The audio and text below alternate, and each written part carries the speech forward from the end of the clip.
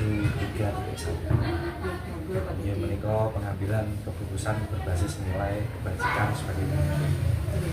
Saya menilai gubernur dari SDN 1 umum, tadinya sebagai kepala sekolah, ini minta waktunya sebentar untuk wawancara. Monggo Pak Diding. Ini menjadi panduan pertanyaan yang ingin saya sampaikan. Yang pertama, selama ini bagaimana seorang gubernur sebagai kepala sekolah saja bisa mengidentifikasi kasus yang merupakan dilema etika. Ini Pak Diding, sebagai pemimpin pembelajaran di sekolah, kita sebagai kepala sekolah itu sebagai role model yang ada di sekolah. Makanya kita dalam mengambil keputusan itu harus menganalisis terlebih dahulu, itu termasuk rujukan moral atau dilema etika. Karena dalam kasus-kasus sekolah yang jelas banyak ya Pak, dari segi anak-anak, kemudian dari segi teman sejawat itu pasti ada permasalahan. Jadi kita harus menganalisis terlebih dahulu, kemudian mengidentifikasi kasus, kalau sudah baru kita musyawarahkan dengan rekan-rekan yang ada di sekolah. Baik, terima kasih Bu terkait dengan dengan identifikasi dengan etika, dilema etika maupun tujuan moral. Selanjutnya Ibu Kepala Sekolah, selama ini bagaimana panjenengan menjalankan pengambilan keputusan di sekolah, terutama untuk kasus di mana ada dua kepentingan yang sama, Ya. yang sama-sama benar atau sama-sama mengandung nilai kebajikan. Terima kasih Pak Diding atas pertanyaannya. Kalau saya dihadapkan dengan permasalahan dilema etika yang itu sama-sama kepentingannya ya Pak, dua kepentingan sama-sama benar dan menganut nilai kebajikan, maka saya juga harus yang pertama tadi mengidentifikasi dulu permasalahan tersebut sesuai fakta, kemudian kami harus menganalisis terlebih dahulu dari kasus tersebut, kemudian kami juga berbincang-bincang, berkoordinasi dengan rekan-rekan sejawat tentang kasus tersebut bagaimana, dan kita melakukan refleksi Pak Diding. Setelah kita menemukan kesimpulan, kita merefleksikan kasus tersebut sesuai dengan 4 prinsip, 3 paradigma dan 9 langkah pengambilan keputusan tersebut. Kalau boleh tahu, selanjutnya langkah-langkah panjenengan atau memiliki prosedur seperti apa yang biasa panjenengan lakukan selama ini di SDN 1 Umum? Langkah-langkah kami dalam pengambilan keputusan yang pertama yaitu mengidentifikasi kasus tersebut. Jadi sesuai dengan fakta, kita melihat dari permasalahan dilema etika tersebut apakah sudah, soalnya gini Pak, untuk anak-anak itu permasalahan dari kasus anak ada berangkat siang, itu kita teliti dulu apa permasalahan anak tersebut, apakah dia kalau malam itu bermain HP ataukah dia membantu ibunya di rumah. Kadang anak-anak SD itu memang kalau kita langsung memvonis, wah anak ini kurang disiplin dan sebagainya, tetapi ternyata anak tersebut mungkin bangun siang karena kemarin menonton HP, maka kita harus berkoordinasi dulu dengan orang tuanya. Kemudian mungkin anak itu juga membantu orang tuanya di rumah, kita juga harus berkoordinasi lagi dengan orang tuanya tersebut untuk mengingatkan kalau jam masuk kita itu jam 7 gitu. Kalau pagi kita ada pembiasaan bersama di depan kelas, jadi tugas kita selain berkoordinasi dengan rekan sejawat, kita juga berkoordinasi dengan wali murid. Kemudian yang kedua, dengan cara menganalisis kasus dari fakta-fakta yang tadi kita sampaikan. Nah, itu tadi kita analisis kasusnya. Oh, ini ternyata anak ini karena ini. Kita baru bisa mengambil sikap, menyimpulkan kasus tersebut. Baru nanti kita musyawarahkan dengan rekan sejawat bagaimana cara penyelesaian masalah tersebut. Setelah kita selesaikan, baru nanti refleksi dengan teman-teman. Apakah anak tersebut akhirnya berubah ataukah tetap saja itu hasil refleksi dengan teman-teman. Jadi tidak serta-merta langsung menghakimi anak. Ya, betul. Selanjutnya Bu Nur, hal yang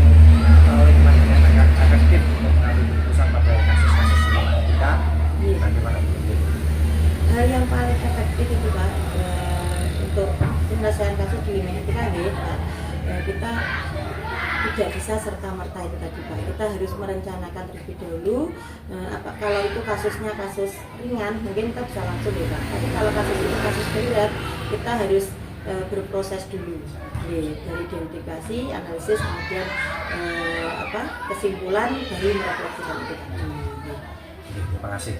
Terkait dengan dilema etika untuk selama ini yang panjenengan rasakan sebagai tantangan paling terlihat apa itu?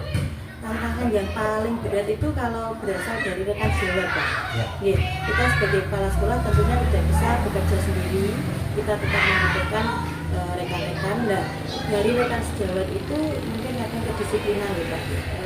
Soalnya Bapak Ibu Guru itu juga sebagai role model yang ada di sekolah.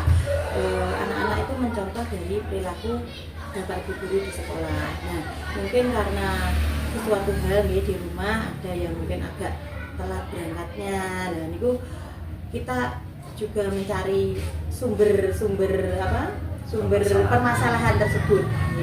Jadi tidak hanya dari anak, dari rekan sejawat pun kita juga mungkin ada permasalahan sedikit, lah itu langsung kita selesaikan supaya itu nanti tidak berlarut-larut. Makanya memang kalau saya dengar memang berat gitu ya sesama guru.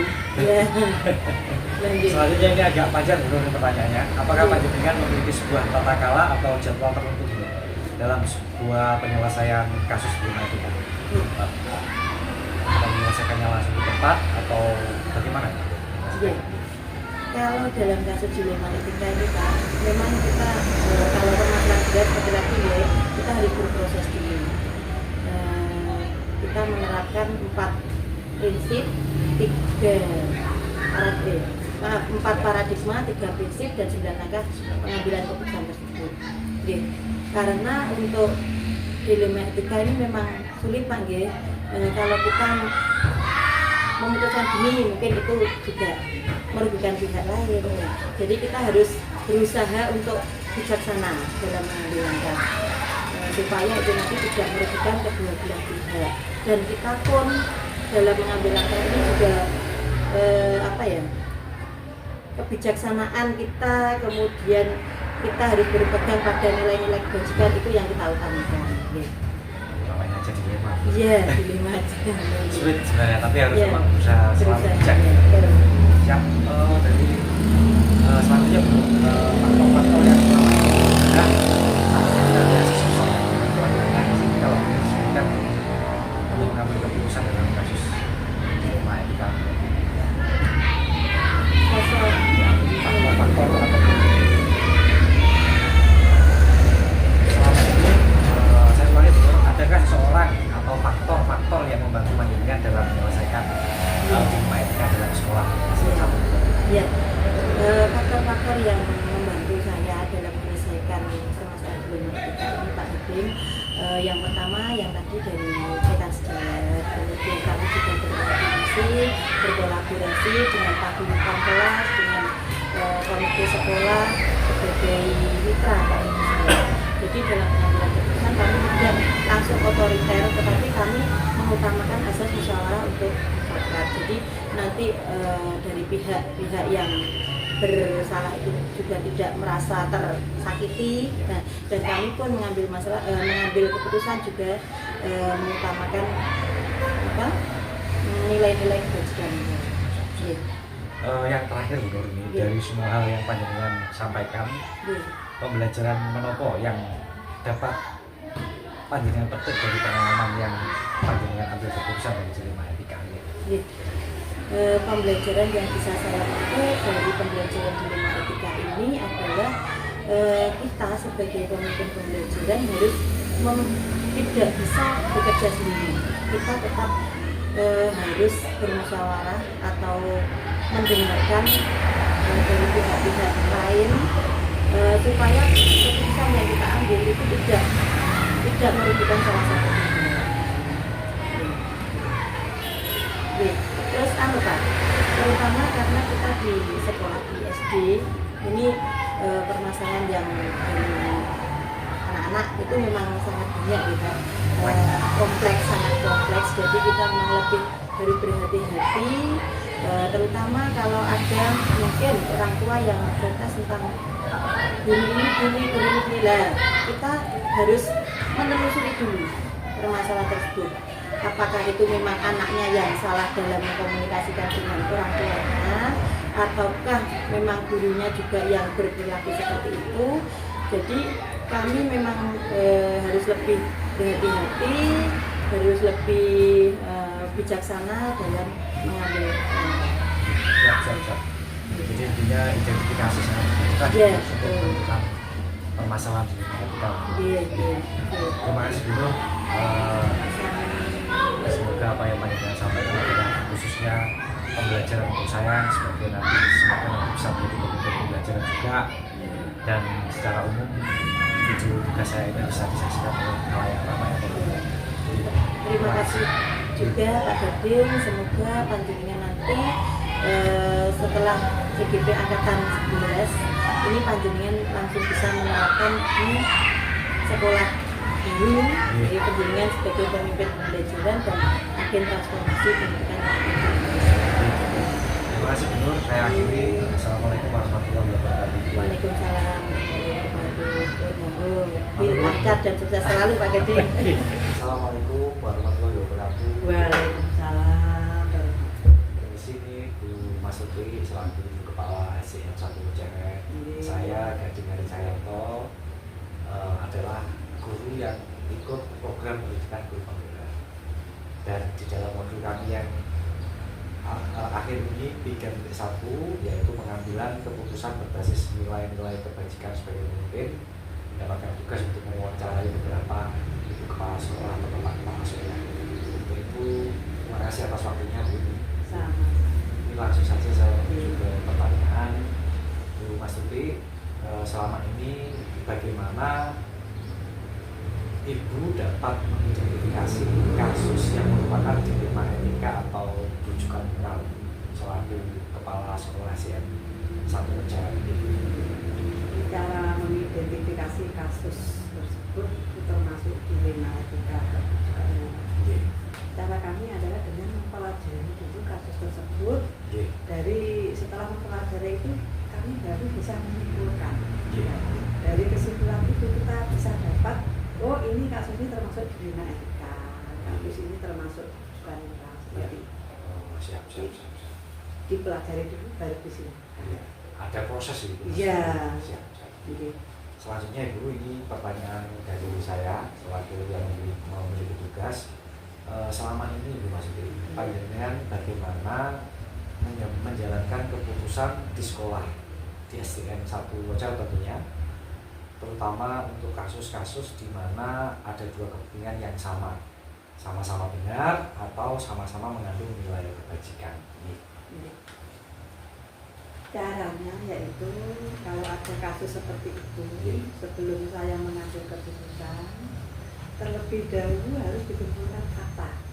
Faktanya kita kumpulkan, siapa yang terlibat, kita analisis benar salahnya, kita membuat alternatif solusi, dan kita membuat keputusan, kemudian merefleksikannya, serta kesemuanya harus disertai doa.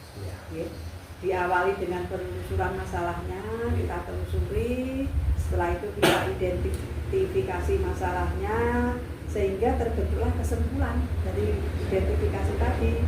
Nah, dari kesimpulan itulah sebagai dasar dalam pengambilan keputusan. Nanti ada kalimat doa, berarti juga ada hubungan dengan tanggung jawab moral, sebagai tanggung jawab moral kita. Lalu selanjutnya maksudnya langkah-langkah prosedur seperti apa yang biasanya panjenengan lakukan selama ini untuk setelah melakukan yang banyak tadi panjenengan ceritakan prosedurnya?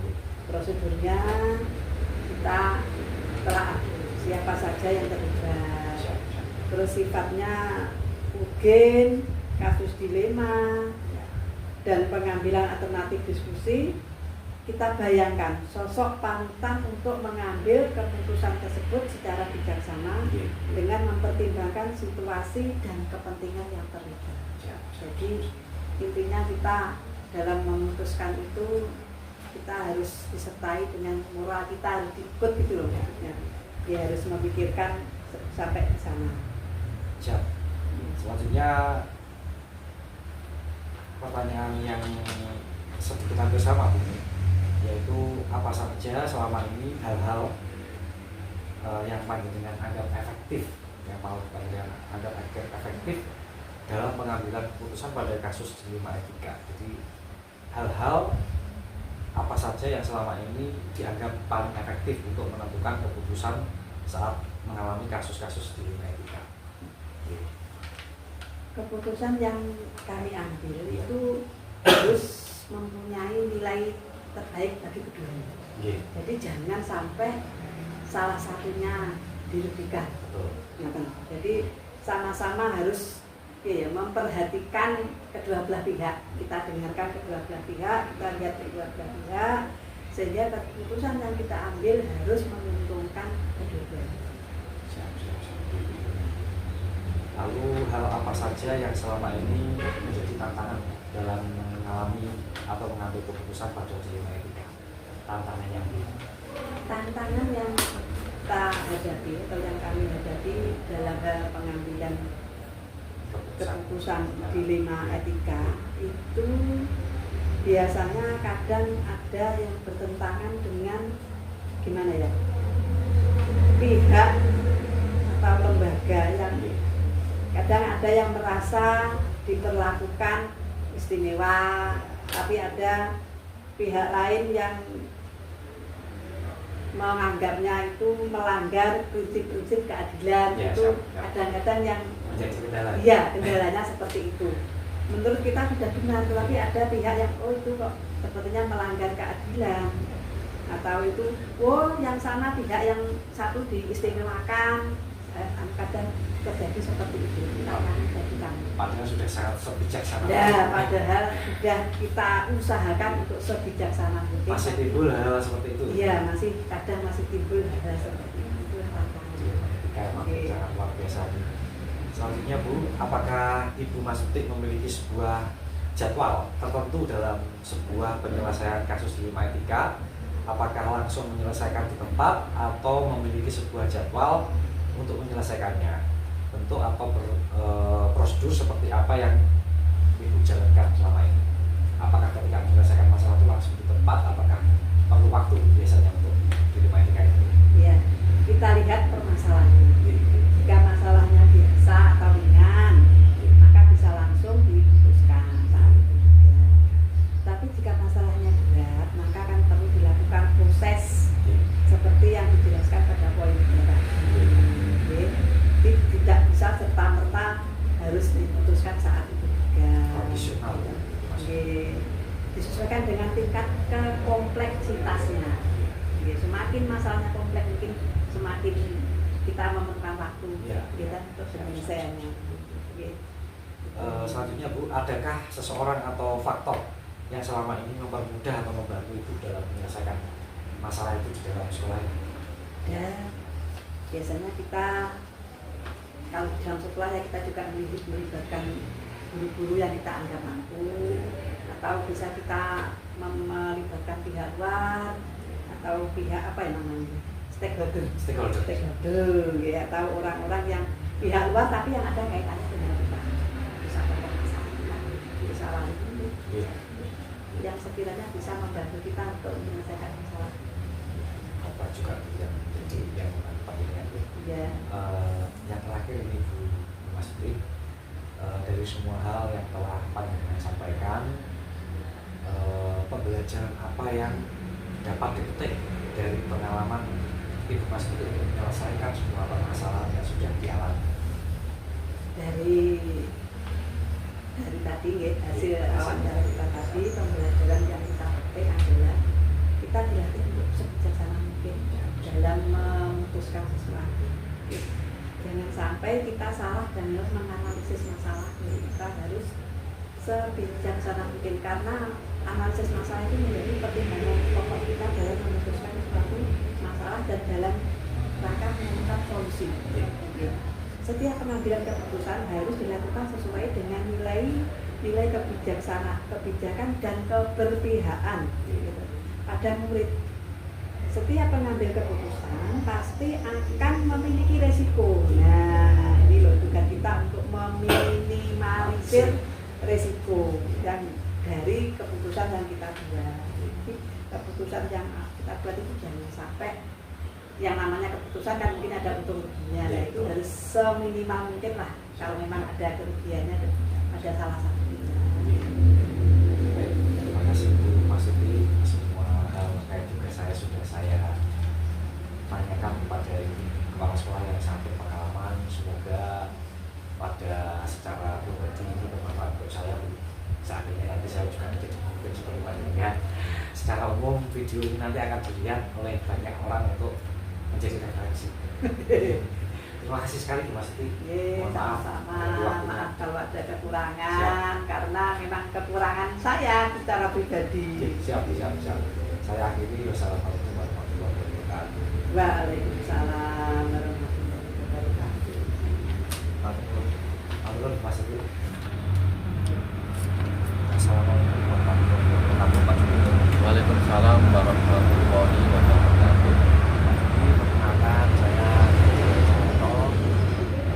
peserta pendidikan Kebudayaan Atas Unas hadir ke tempat Pak Juni selaku Kepala SDN 1 Sukorejo, ingin memberikan beberapa pertanyaan Pak terkait dengan saya modul 3.1, yaitu pengambilan keputusan berbasis nilai kebajikan sebagai guru.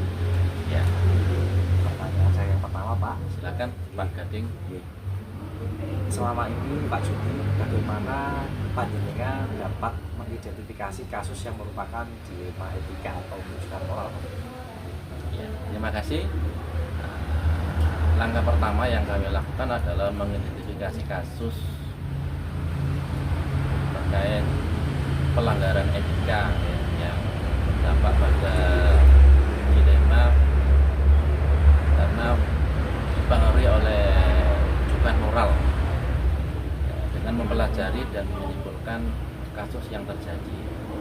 Selanjutnya, kesimpulan tadi akan kita jadikan bahan untuk menindaklanjuti dalam pengambilan keputusan, baik yang berkaitan dengan pelanggaran etika maupun rujukan moral. Demikian, Pak. Jadi memang antara dilema etika dengan atau rujukan moral itu memang jaraknya sangat tipis. Sangat tipis, betul. Jadi memang perlu langkah-langkah gitu. Perlu langkah-langkah yang strategis untuk menyelesaikannya. Nah, selanjutnya Pak, bagaimana panjenengan menjalankan pengambilan keputusan di sekolah? Panjenengan Pak atau SDN 1 Sukorejo, terutama untuk kasus di mana ada dua kepentingan yang sama dan itu sama-sama benar atau sama mengandung nilai kebajikan. Iya.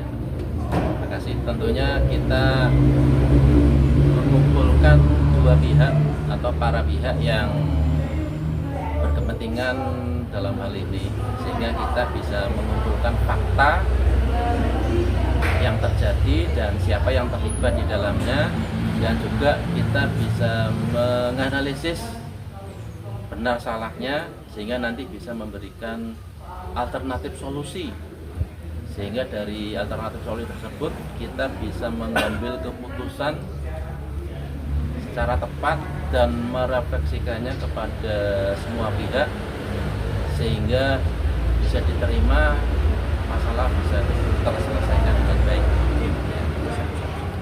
Terkait itu apakah ada prosedur yang panjenengan lakukan? Tentunya kita mengacu pada prosedur yang ada, yaitu diawali dengan penelusuran masalah, yang kedua mengidentifikasi masalah sehingga terbentuk kesimpulan. Dari kesimpulan tersebut akan dijadikan dasar dalam mengambil keputusan. Lalu Pak Juni, ini yang Pak Juni anggap paling efektif dalam mengambil keputusan pada saat kasus-kasus dilema etika adalah bagaimana Pak Juni? Oh ya, kaitannya dengan dilema etika maupun rujukan moral, cara yang efektif adalah mengajak diskusi warga sekolah. Kita meminta masukan dari warga sekolah, dari beberapa masukan atau referensi yang ada, kita bisa mengambil keputusan secara bijak dan tepat. Jadi memang keterlibatan yang paling efektif di sini adalah komunikasi dengan wali murid, seperti yang sampaikan warga sekolah yang lain. Dalam melaksanakan atau menyelesaikan kasus ini ketika di sekolah panjenengan, adakah tantangan yang sangat terlihat Pak? Ya, tentunya setiap permasalahan itu memiliki tantangan sendiri-sendiri. Nah, tantangan itu bisa dari mereka yang terlibat di dalamnya. Yang kedua, kompleksitas dari permasalahan itu sendiri. Yang ketiga, sejauh mana kita mampu untuk mengambil keputusan yang bisa diterima oleh pihak-pihak yang bermasalah. Lalu apa? Apakah ketika kasus ketika itu terjadi di sekolah panjenengan, adakah jadwal tertentu menyelesaikan? Apakah diselesaikan secara langsung masalah itu ada? Permasalahan yang muncul ada kalanya bisa kita lihat dari kompleksitas masalah. Bila mana itu permasalahan yang saat itu bisa kita sikapi dan kita selesaikan, langsung kita selesaikan dengan mengajak para pihak yang bermasalah, langsung kita putuskan pada saat itu. Tapi bila mana masalah itu membutuhkan pertimbangan-pertimbangan tertentu dan mengambil keputusan secara tepat, bisa jadi nanti di kemudian hari akan kita membuat jadwal penyelesaian masalah. Ya. Jadi semakin kompleks masalah itu semakin membutuhkan waktu. Betul, perlu dengan pertimbangan yang matang sehingga bisa diterima oleh semua pihak. Ya. Lalu adakah di dalam sekolah SD atau SD Sukoharjo orang atau faktor-faktor yang mempermudah membantu dengan menyelesaikan dilema kasus? Terima kasih. Tentunya kami yang ada di SD Sukoharjo itu terdiri dari personalia Bapak Ibu guru dan staf pendidikan yang lain. Masing-masing merupakan sumber daya yang dimiliki oleh SD Sukoharjo. Terutama Bapak Ibu guru yang sudah senior. Nah, ini bisa membantu untuk memberikan pertimbangan langkah apa yang tepat untuk menyelesaikan permasalahan tersebut. Di samping itu, faktor dari lingkungan interaksi antar personel di SDN Sukoharjo itu juga sangat membantu, mendukung, karena masing-masing guru menganggap SDN Sukoharjo itu sebagai rumah kedua bagi mereka, sehingga apapun permasalahan dan diselesaikan itu untuk kebaikan bersama dan untuk kepentingan sekolah. Jadi faktor yang sangat membantu adalah kebersamaan. Betul. Keluarga besar Kebersamaan dari warga besar SDN Sukoharjo, Bapak Ibu guru, staf dan juga orang tua wali murid. Juga ada kalanya kita ajak untuk saling membantu. Bisa dikatakan sebagai Iya. yang terakhir Pak, sebagai pemimpin pendidikan, dari semua yang banyak yang sampaikan kepada saya yang masih belajar ini, adakah nilai yang dipetik Pak daripada hal-hal yang sudah dialami panjenengan sebagai pemimpin di SD 1 Sukoharjo? Oh iya, baik. Terima kasih kepada Pak Gading. Pesan kami kepada Bapak Ibu guru yang masih relatif muda dan sekarang paradigmanya adalah pemimpin pembelajar. Jangan segan-segan untuk bertanya dan mencari informasi dari berbagai sumber, tidak satu sumber, tetapi anggaplah orang-orang sekitar kita, terutama yang secara usia dan pengalaman itu mumpuni untuk diajak. sharing, bisa kita ambil pengalaman dan pengetahuannya. Yang kedua, kita juga harus lebih bijaksana gitu dalam menganalisis sebuah masalah.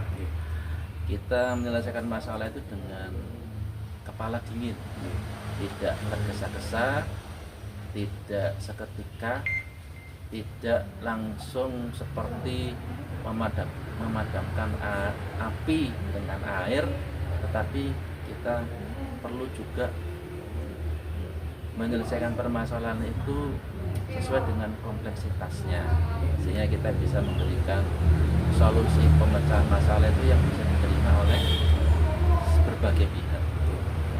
Dan yang paling penting adalah meminimalisir resiko atau dampak lanjutan dari keputusan yang kita buat, karena semuanya itu untuk kebaikan bersama. Demikian Pak Dhani.